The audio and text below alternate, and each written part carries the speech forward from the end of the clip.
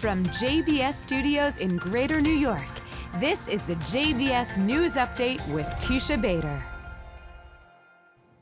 I'm Teisha Bader with the JBS News Update for Monday, July the 1st, 2019. The International Atomic Energy Agency said today that Iran had passed its uranium threshold limit set under the 2015 nuclear agreement. The Islamic Republic had itself said it had exceeded the limit earlier today. In response, Israeli Prime Minister Benjamin Netanyahu's office released a statement calling on European states to impose sanctions on Iran for violating the nuclear deal. The Prime Minister said, "Honor your commitment. You committed to activate the automatic sanctions mechanism set by the UN Security Council." He reaffirmed that Israel will not allow Iran to develop a nuclear weapon. And staying with the Prime Minister, Netanyahu today welcomed a bipartisan U.S. congressional delegation to his residence in Jerusalem. The group was led by Florida Democrat Ted Deutsch. The Prime Minister spoke to the group about the Iranian threat and other challenges Israel faces. He also praised the bipartisan presence expected at 4th of July celebrations being held for the first time in Jerusalem this year. Syria is accusing Israel of an airstrike early this morning, which is said to have killed several members of Iran's Revolutionary Guard. Israel has not commented on the attack.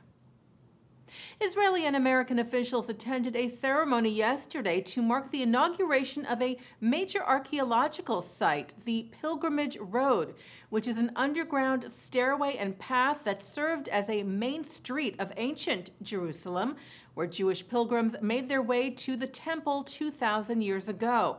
Netanyahu was joined by U.S. Ambassador to Israel David Friedman and U.S. Special Representative for International Negotiations Jason Greenblatt at the event, which was condemned by the Palestinians.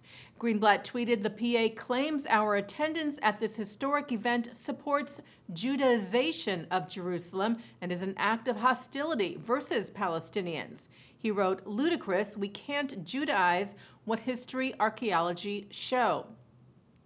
Friedman also answered critics, telling the Times of Israel the city of David is a once-in-a-century discovery of enormous historical significance to many Americans as well as Israelis.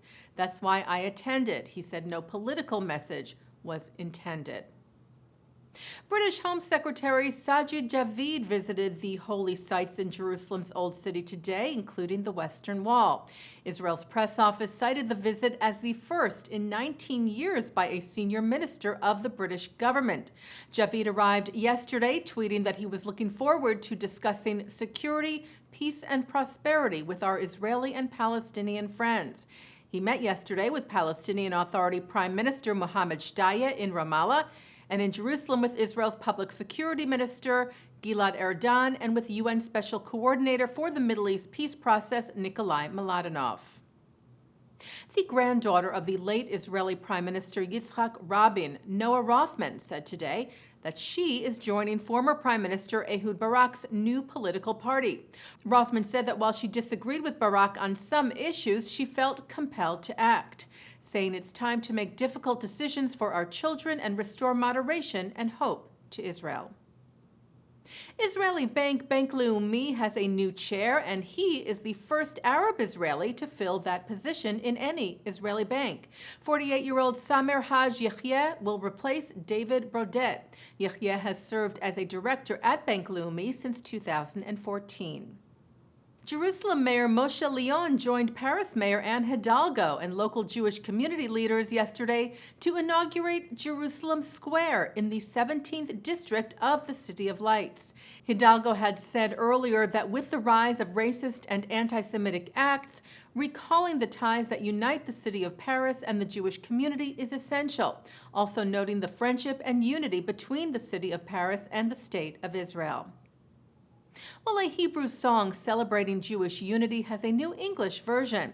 Idan Reichel's Shevet Achim Ve'achayot, a tribe of brothers and sisters, was originally presented in honor of Israel's 71st birthday earlier this year. Taglit Birthright Israel, who runs free trips to the country for Jewish young adults, released an English version of the song, recorded with some of those participants while visiting sites across the country. Birthright Israel CEO Gidi Mark said the song holds the message of Jewish unity and that he has no doubt that the participants will return to their countries of origin with the message of the song in their heart. We the flowers, we are music, note by note. Shevet achim v'achayot.